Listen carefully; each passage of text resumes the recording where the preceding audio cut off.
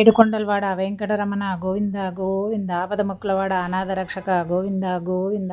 Hi అండి, సప్త శనివారాల వ్రతం అయితే స్టార్ట్ చేశాను. ఇదైతే మొదటి వారం వీడియో అనమాట.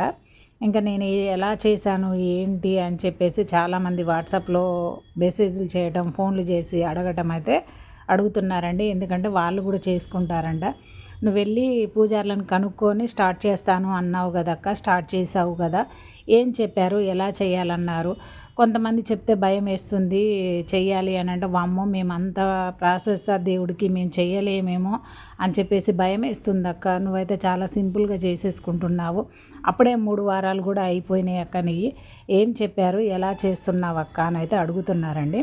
ఫస్ట్ వారం అయితే నేనైతే 7 రకాల ప్రసాదాలు అయితే చేసుకున్నాను. ప్రసాదాలలో మాత్రం మెయిన్గా కావాల్సింది ఏంటి అంటే స్వామివారికి నల్ల నువ్వుండలు, చలిమిడి, వడపప్పు, పానకం అయితే ఉంటే సరిపోతుంది అని చెప్పేసి అయితే పూజారులు అయితే చెప్పారండి. స్వామివారికి అయితే ఖచ్చితంగా పెట్టాల్సినవి ప్రసాదాలు అవి. ఒక కొబ్బరికాయ, అరటిపళ్ళు, స్వామివారికి తాంబూలం అయితే ఖచ్చితంగా ఉండాలి అన్నారు. ఇది ఇంకా అలాగే స్వామివారిని పూజించేటప్పుడు మాత్రం 7 పిండి దీపాలు చేసుకొని, అంటే చలిమిడి దీపాలు చేసుకొని చక్కగా ఒక్కొక్క ప్రమిదలో 7 ఒత్తులు వేసి స్వామివారి ముందు ఇలా వెలిగించాలండి.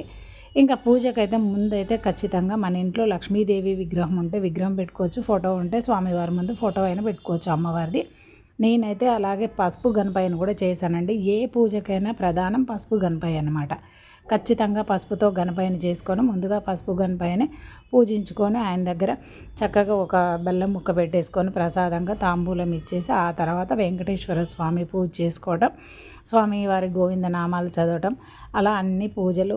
వ్రతం బుక్ కూడా దొరికిద్దండి బుక్ షాప్లో, తీసుకొచ్చుకొని చక్కగా దాంట్లో అయితే మొత్తం వివరాలు అయితే ఉన్నాయండి. భయపడాల్సిన పని లేదు, టెన్షన్ పడాల్సిన పని లేదు. ఇంకా పూజ విధానం ఇంకా బాగుందన్నమాట అందులో. ఇంకా నేనైతే ఆ బుక్ కూడా తీసుకొచ్చాను. చక్కగా దాంట్లో ఏ విధంగా ఉంది, అయ్యగారులు ఎలా చెప్పారు, అన్నీ సేమ్ ఒకేలాగా ఉన్నాయన్నమాట. ఇంకా తీసుకొచ్చి గోవిందనామాలు చదువుతూ స్వామివారికి అయితే నేను ఫస్ట్ వారం అలా చేశాను. రెండో వారం మాత్రం స్వామివారు తెలియకుండానే తులసి మాల అయితే చాలా మంచి మాల అయితే తెప్పించుకున్నారండి. హైదరాబాద్ నుంచి వచ్చిందనమాట రెండో వారం కూడా. ఫస్ట్ వారం ఇంట్లో మాల కట్టి వేశాను, రెండో వారం హైదరాబాద్ నుంచి తెచ్చింది, మూడో వారం కూడా హైదరాబాద్ నుంచే వచ్చిందండి తులసి మాల. ఎంత బాగుందో, చాలా బాగుంది.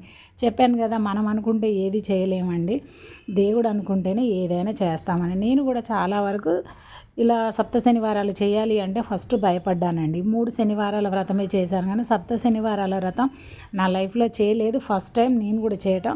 కాకపోతే మా ఊర్లో ఉన్న 4 వెంకటేశ్వర స్వామి గుళ్ళకి వెళ్ళేసి అడిగి వచ్చిన తర్వాతే ధైర్యంగా స్టార్ట్ చేసి నేను పూజ అయితే చేస్తున్నాను.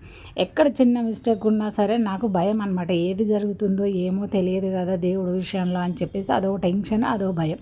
తెలుసుకుంటేనే చేస్తానన్నమాట. మొత్తానికైతే 3వ వారం పూజ అయితే చూస్తున్నారు కదా. ఇది కలశం పెట్టుకుంటే ఏమన్నా ప్రాబ్లమా అక్క, కలశం పెట్టాలంటే భయం వేస్తుంది, కలశానికి చాలా ప్రాసెస్ ఉన్నాయి అన్నారు.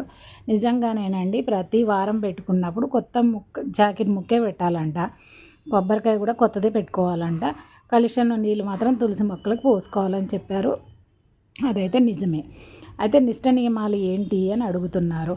బ్రహ్మచర్యం పాటించాలి. పూజ చేసేవాళ్ళు, వ్రతం చేసేవాళ్ళు చికెన్ మటన్ తినకూడదు, శనివారం రోజు చెప్పులు వేసుకోకూడదు, నేలపైనే పడుకోవాలి, ఒంటిపూట భోజనం చేయాలి, ఎవరికైనా ముగ్గురికి కానీ ఒక ముత్తైదుకు కానీ తాంబూలం ఇచ్చుకోవాలి, సాయంత్రం స్వామివారిని దర్శనం చేసుకొని వచ్చి చక్కగా స్వామివారిని అయితే కదిలించాలండి. చక్కగా వంట చేసుకొని విస్తారాకులు అయితే విస్తారాకులో భోజనం చేయొచ్చు, లేదనుకుంటే అరిటాకు దొరికితే అరిటాకులోనైనా భోజనం చేయొచ్చండి. నేనైతే కనుక్కున్నది ఇంతేనండి. నేను ఎలా చేస్తాను ఏంటి అనేది అయితే మీకు చెప్పాను. ఇంకెవరిని ఉద్దేశించి ఎవరిని కించపరచడం అయితే నా ఉద్దేశం అయితే కాదు. నాకు పూజారులు ఎలా చెప్పారో అయ్యవారిని ఎలా చేసుకోవాలి అని అడిగితే ఈ విధంగా చెప్పారండి. ఇంతే సింపుల్ అండి, భయపడాల్సింది ఏమీ లేదు. సప్త శనివారాలు ధైర్యంగా స్టార్ట్ చేయొచ్చు, చక్కగా చేసుకోవచ్చండి. ఎవరి స్తోమతకు తగ్గట్టు వాళ్ళు చేసుకోవచ్చని ప్రతి ఒక్కరు చెప్తున్నారండి. సప్త శనివారాలు హ్యాపీగా చేసేయండి.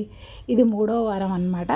ఇంక ఇలా చేశాను. స్వామివారు ఎలా ఉన్నారు ఏంటి అనేది కూడా చక్కగా కామెంట్ బాక్స్లో కామెంట్ చేయండి.